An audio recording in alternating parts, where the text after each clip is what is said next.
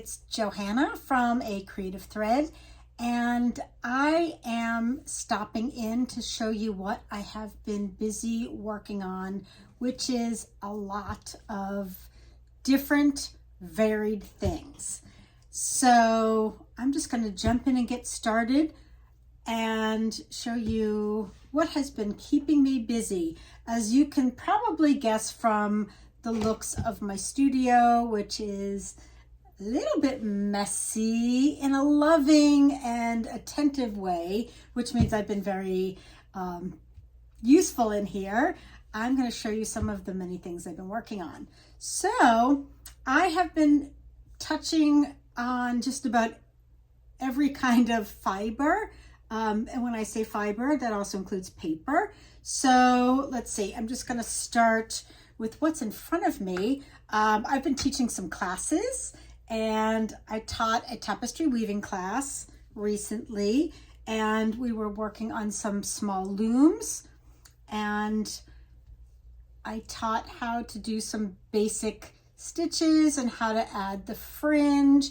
So this was just a fun and simple little example. I love doing these, they're so relaxing.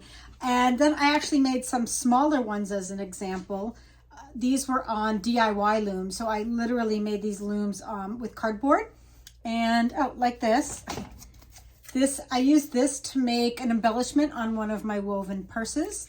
So you can see this is super, super simple and very, very DIY, but you can make some really cool things on it. So this was a simple weaving, just using things I had around, and I wanted to use this as an example of how I can apply some buttons.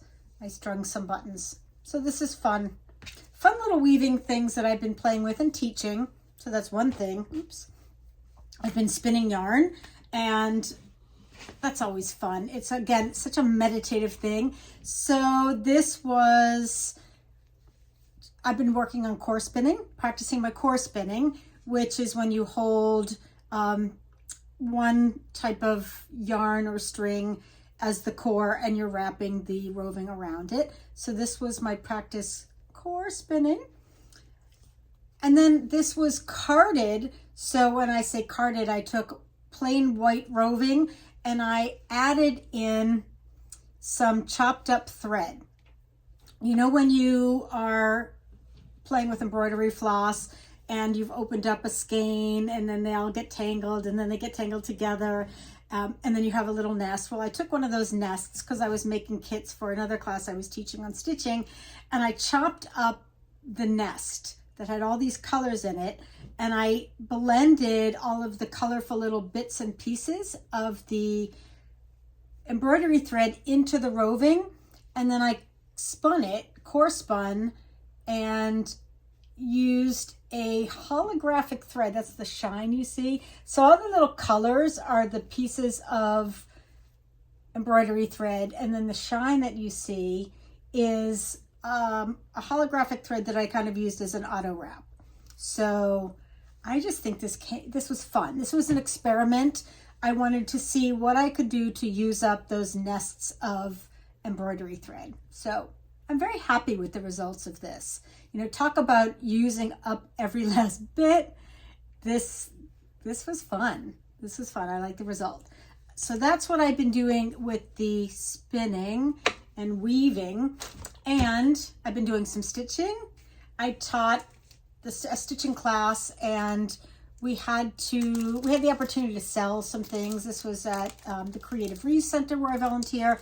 So I had made I kind of matted some of my little stitcheries onto cards or small pieces of artwork for sale. How fun is that? And you know, some people bought them, which is even cooler to see that people want to buy your artwork, which, you know, that's not always the intention when I create, but it was pretty fun to see some of them go into somebody else's bag. So that was very cool. And I didn't show the finished project that I had been working on. This is so heavy, but so yummy. I All right, so this is a cardigan sweater. Look at this yarn. Isn't that beautiful? So this was, I blended all of the yarn myself on my blending board into Rolags. I did a pastel ones and brighter ones, and then I did a 2-ply chunky yarn, and then I knit it into a cardigan. And I used a pattern, and I can't remember the name of the pattern, as a base, and then I altered it a little bit, and I'm going to put this on now so you can see it fits me also, which I just love. It's very heavy and chunky, so I don't know if I'll ever wear it here in Florida, but look at this. And it has a hood. Can you see this? I'm going to model it. Yay. So it has a hood. What do you think? Yay! So I need some kind of buttons, and it's still like 90 degrees here, so I don't have time or a place to wear it, but it's done, and I did it from start to finish, and that is a satisfying feeling. I also made, I'm just reaching down, so I've been working on some upcycled projects or using what I have, and something else that I kind of, I don't want to use the word hoard, but I collect, I salvage, whatever, denim. You know, I've been known to pull jeans out of the garbage because it's perfectly good fabric. So I ended up with a good amount of denim, and I've had a whole bunch of ideas of things that I'd like to make with them. One of them, again, was a pullover. It was a hoodie. So I think I showed the one I made out of an old quilt. So I did the same pattern, kind of, sort of, with some changes, because the pattern was something I had drafted myself based on a hoodie that I had in my closet. And so this is the result. Can you see this? So that's the front with patched pieces of denim, and there's the back. Isn't that fun? And it fits me, which is even more fun. And so right now I don't have the sleeves or the bottom hemmed, and I'm not sure if I'm going to hem them or if I'm going to leave them raw edge and have a frayed look. And I'm also going to put a pocket, a jeans pocket, instead of like the hoodie pocket that I had cut out. So that's another upcycled project that I made. And someday I will put it on and you can see what it looks like. But I am, again, so happy with how that turned out. So that's another thing I've been working on. And in the paper fiber area, I taught a workshop recently on mono printing with Gelli plates. So I've been playing a lot with that. I did a lot of practice printing with, you know, just some inexpensive acrylic paint that I had on whatever paper I had. And now I'm using them in other projects. So I just kind of did some scrapey painty on one side, and these were some of the Gelli prints. And I've been making some books, which I'm going to show you in a second. So it's been fun. It's been fun. I like to play with paper, and I also did some on fabric. So I didn't grab those to show you, but I did some Gelli printing on fabric as well. So I've been doing some collage, which is also going to be made into a book eventually. This is going to be a book cover. So this is again with bits and scraps of Gelli prints and other paper that I have, book pages, different things salvaged. And so some of the books that I've been making, I did an online class, fodder school, and this was inspired. We did one of these in fodder school, and these are called Blizzard books. And I don't remember if I showed you the Blizzard books, but the Blizzard books came from a book called The Art of the Fold. And so then I bought the book, and the book has all of these amazing folding techniques to make all different types of books. So if you're somebody that likes to make books, The Art of the Fold. And I can put the link down in the comment section as well. But this has maps as pages, and then you can put things in these little pockets. So I made a bunch of these just because I kind of couldn't stop. Let's see. And then, okay, so this was the one I made in class, and we made little page inserts to go with them that say things, and then I made a bunch more. So you can see these use some of my Gelli prints and other pieces of fabric, papers, and another map from the inside. So these have been a lot of fun to make.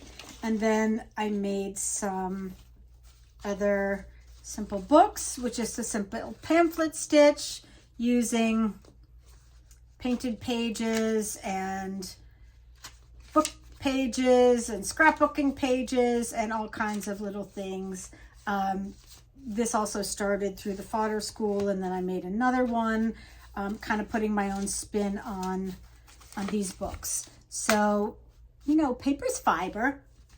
So that's what else I've been busy. These are just so fun to do. I don't know why I have such satisfaction.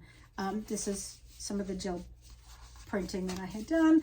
I just love making books. I always have been a big paper lover and fabric lover. So I've been keeping very busy doing all kinds of different things. So I'll give you a little sneak peek. I made these really cute little pouches for the tutorial that is now up on MadeTV, which is live. And it's a really amazing site. If you have not seen MadeTV, so it's MadeTVnetwork.com, and it is an amazing streaming service that you join, and you can pay for like any other Hulu, Netflix, you know, that kind of thing. And it's just creative content. It's all types of artists, from florists to jewelry designers, scrapbooking, paper artists, furniture painters, people who paint gowns. Are just really, really interesting. So check that out if you haven't. I've put the link down as well. And that is what's new and exciting. I am going to be doing some tutorials for YouTube as well, so be on the lookout. Have a wonderful creative day. I'm going to have my coffee. Make time to make something, and we'll see you again soon.